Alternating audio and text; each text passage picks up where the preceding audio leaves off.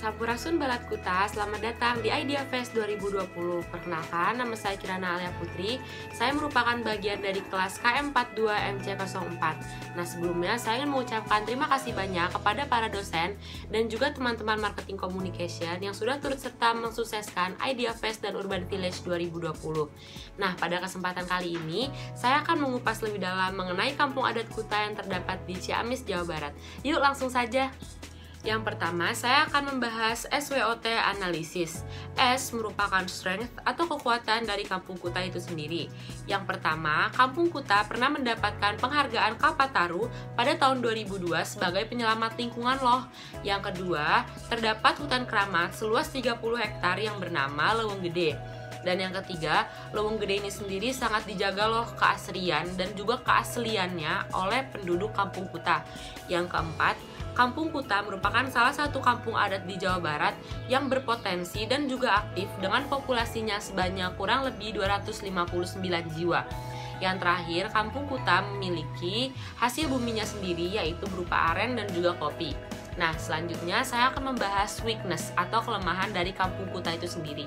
Yang pertama, kalau kita ingin berkunjung ke Kampung Kuta, itu jaraknya masih terlampau jauh dan juga medan yang ditempuh masih cukup buruk.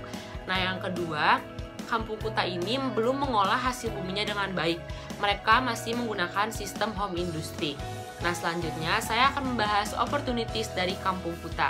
Nah, yang pertama, pemerintah sudah menerapkan One Village One Product dan juga One Village One Company di Kampung Kuta. Dan yang kedua, Kampung Kuta sudah bekerja sama dengan universitas lokal untuk mengolah sistem media sosialnya. Nah, yang terakhir, ada threat nih atau ancaman bagi Kampung Kuta itu sendiri. Yang pertama, Kampung Kuta belum menjadi top of mind pariwisata di Jawa Barat. Dan yang kedua, tentu saja ancamannya datang dari sesama kampung adat yang berada di Jawa Barat. Selanjutnya, terdapat old positioning dari Kampung Kuta yaitu Kampung 1001 Pamali. Karena memang Kampung Kuta dikenal dengan 1001 Pamali atau pantangannya. Tapi masyarakat lebih mengingat pamali dan pantangan tersebut ke arah yang berbau mistis. Padahal pamali tersebut bertujuan untuk menjaga lingkungan Kampung Kuta. Nah, selanjutnya ada unique selling point dari Kampung Kuta itu sendiri yaitu hutan Leweng Gede. Dikarenakan hutan Leweng Gede merupakan salah satu hutan keramat yang masih dapat dikunjungi wisatawan, sehingga wisatawan dapat merasakan langsung experience berada di dalam sebuah hutan keramat yang masih asri dengan menjunjung tinggi nilai-nilai adat yang selalu dilakukan oleh masyarakat Kampung Kuta. Berdasarkan unique selling point yang dimiliki Kampung Kuta dan hasil analisis SWOT, maka terbentuklah positioning baru dari Kampung Kuta yaitu Kampung Adat Penyelamat Hutan. Dikarenakan upaya Kampung Adat Kuta dalam menjaga keasrian dari hutan Leweng Gede sehingga mendapatkan penghargaan Kalpataru pada tahun 2002. Selanjutnya, terdapat brand touchpoint dari Kampung Adat Kuta. Yang pertama, menyajikan cerita dan mengangkat nilai-nilai adat dari Kampung Kuta. Yang kedua, membuat pameran tradisi dan adat seperti tradisi Babarit dan Nyuguh yang bertujuan untuk menjaga lingkungan. Yang ketiga, membuat kampanye 1 bulan untuk selamanya, di mana kami mengajak para masyarakat untuk menggunakan produk eco-friendly sehingga tidak mencemari lingkungan. Dan yang terakhir, membuat video kampanye mengajak masyarakat untuk menjaga lingkungan sesuai dengan adat-adat yang dilakukan di Kampung Kuta. Adapun target audiens dari Kampung Kuta itu sendiri, yang pertama menurut geografis merupakan masyarakat Jawa Barat dan Jawa Tengah, dikarenakan posisi dari Kampung Kuta ini sendiri terletak di perbatasan antara Jawa Barat dan Jawa Tengah. Yang kedua ada demografis, yaitu laki-laki dan perempuan generasi Z, yaitu antara umur 17 sampai 25 tahun. Dan yang terakhir ada menurut behavior, yaitu mahasiswa pecinta alam, orang-orang yang menyukai petualangan, dan juga akademisi yang sedang melakukan riset. Selanjutnya terdapat communication objective, yaitu ada what to say dan how to say. What to say yang akan disampaikan adalah kearifan lokal dalam melestarikan hutan.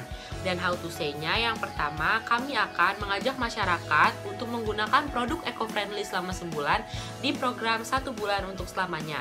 Dan yang kedua, kami akan mengedukasi masyarakat tentang bagaimana Kampung Kuta menjunjung tinggi kearifan lokalnya untuk menjaga lingkungan pada pentas seni di Urban Village 2020. Dari sekian banyak kampung adat yang terdapat di Jawa Barat, kami menentukan Kampung Adat Nagalah merupakan kompetitor terbesar dari Kampung Adat Kuta. Dikarenakan dilihat dari sektor hutannya pun, Kampung Naga memiliki Leweng Gede, dan juga Kampung Naga sangat menjaga lingkungannya terlebih-lebih yaitu hutan. Nah, Kampung Naga pun masih jauh dari kata modern, yaitu mereka masih sangat tradisional. Dan juga mata pencaharian utama mereka sama dengan kampung huta, yaitu bertani dan juga berkebun. Selanjutnya, saya akan menceritakan filosofi di balik logo Mahkota Bumi. Pertama, kenapa sih bentuknya menyerupai mahkota? Dikarenakan asal-usul geografi kampung kuta yang katanya dulu itu dikelilingi tebing-tebing, sehingga bentuknya menyerupai mahkota. Lalu terdapat daun di ujung mahkota tersebut, itu menandakan bahwa kami mengangkat hutan dan juga mengangkat tema melestarikan alam. Lalu terdapat tangan yang mengangkat daun tersebut, itu dapat diartikan bahwa kita sebagai masyarakat harus selalu senantiasa menjaga alam dan hutan. Lalu terdapat garis di bawah mahkota tersebut, itu diartikan sebagai penyangga alam. Jadi hutan adalah penyangga alam dan alam membutuhkan kita untuk merawatnya dan kita pun membutuhkan alam untuk tetap bertahan hidup.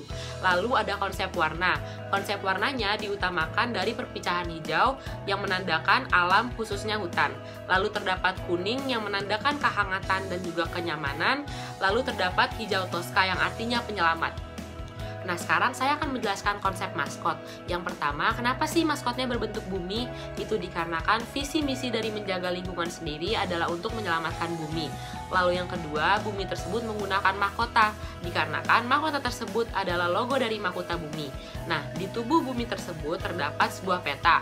Peta tersebut adalah titik di mana letak kampung kuta berada. Peta itu sendiri berwarna toska yang artinya penyelamat.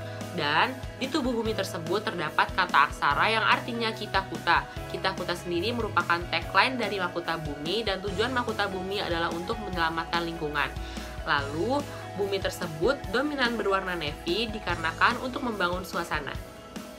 Selanjutnya, kita akan membahas kreatif strategi. Pertama-tama terdapat storyboard dari City Overview.